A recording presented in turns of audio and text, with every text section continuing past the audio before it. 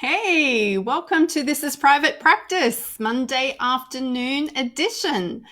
I thought I would get on here and have a bit of a chat. I'm starting to do that brain fade thing where I stare at my inbox and then stare at my notepad, then go to my phone and nothing wants to sink in. And I'm just trying to feel productive and feel like I'm ticking things off the list, which I have learnt in recent weeks is not a healthy way for me to manage my energy. So I thought, looks like I'm ready to finish work for the day. So how about I get on and talk about all things building a private practice, and then I can actually have the bookend to my day done. I'm curious to know what's going on with what looks like a blip from Facebook here at the moment. So I can see someone is watching, so that's kind of fun. But I'm not sure where comments turn up anymore. I'm not sure if this is actually working. So hopefully it is. Hurrah, because I've actually got something that I think is pretty significant to talk about today. So I was struck by the fact of some interesting habits that have crept into my life over the last couple of weeks. And I'm starting to see a few people ask questions about it. And we're all very good at rushing through. Oh, hey, Grant. Oh, you might actually like this.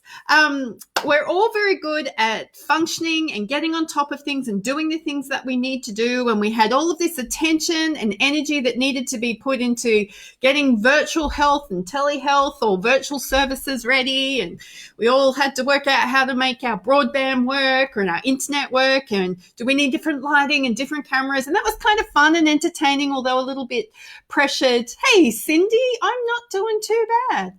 But we all were kind of pressured to put all this stuff together.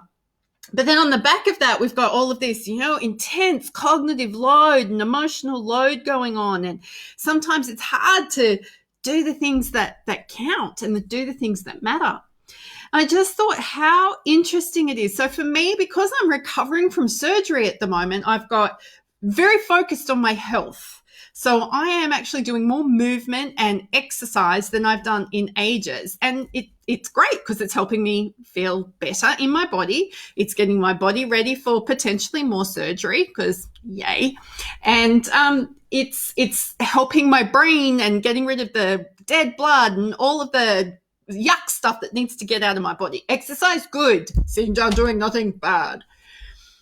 But I started noticing some unhelpful habits forming. And what you may notice is that if you create a vacuum, if you've got space, you will fill that space up with something. So if you're used to seeing 6 or 7 clients or having 6 or 7 sessions a day and now you're down to 3, I bet you're still feeling really busy. I bet you're still feeling like, how the hell did I get everything done that I used to get done? And everything I'm saying here is with compassion and grace. I am not for a minute thinking that we all need to turn back into the ultra-driven, ambitious people that we were prior to COVID. I certainly don't want to go back there. But what I noticed today was that I am wanting to make intentional decisions about the numbers of clients that I work with at any one time. And I've got that kind of nailed. And then I'm like, well, what is my time going to look like? And what am I going to put into my time? And then I started looking at the things that I am neglecting, the things that I am avoiding, the things that I am just simply not doing. And one of those things for me is notes. One of those things for me is filing. Now, there is absolutely no reason for me to not be keeping my notes up to date or keeping my filing sorted. But I have decided that that's too hard. I don't like it. It's hard. It takes up mental energy that I don't want to spend. But there is a habit creeping in here. The habit of there's always tomorrow. There's always tomorrow. There's always tomorrow. Now, in truth, we have no reason to believe that there's not going to be a tomorrow. But I wonder how many of us want to get to this whole end of COVID isolation experience with a bunch of habits we have to break. So the thought that I got apprehended on today, I don't want to get to the end of May and have 6 weeks worth of notes to catch up on because I haven't been disciplined to do them now. I don't want to get to the end of it. Now, I have no idea if that's when isolation ends. That was just a figure I put in my own head. I don't want to get to the end of May and have 6 weeks worth of online filing or an inbox that makes no sense. I have been very honest about my battle with my inbox forever. So I'm curious to know if anybody else is starting to see some habits forming now that they don't necessarily want to take with them into a non-COVID isolation world. We're going to talk about the good habits that we're forming as well this week, but I thought it would be really curious because we're health professionals, we're risk managers, we're really good at being hard on ourselves. Let's start with the bit that's easy and work out what are the habits we don't want to take with us, though, because we can actually do something about them now.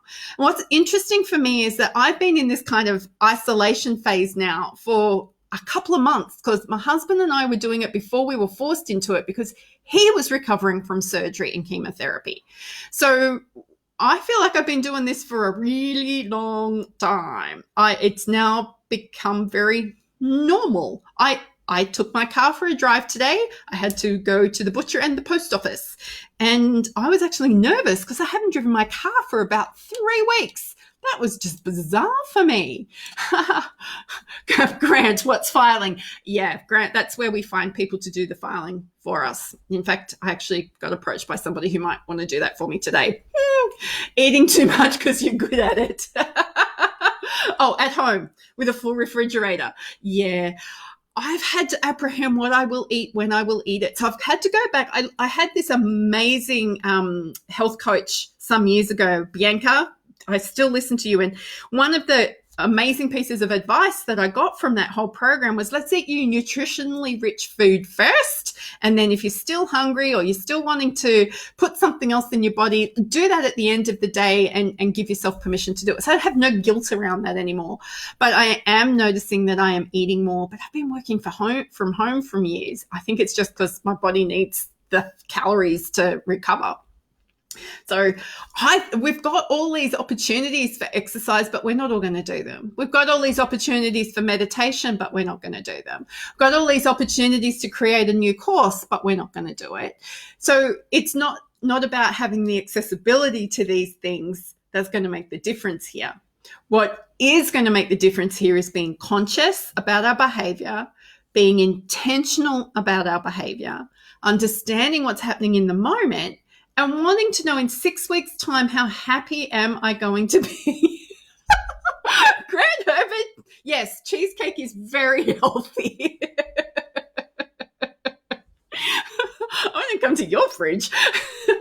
Okay, what of the habits are you forming that you wanted to take with you to the end of May? Because being somebody who is very good at the habit of sit down and veg in front of the television with all the snacks in front of her of an afternoon, I don't know if I want to be undoing that in the winter months like June, July, August, because who wants to do exercise when it's really cold outside?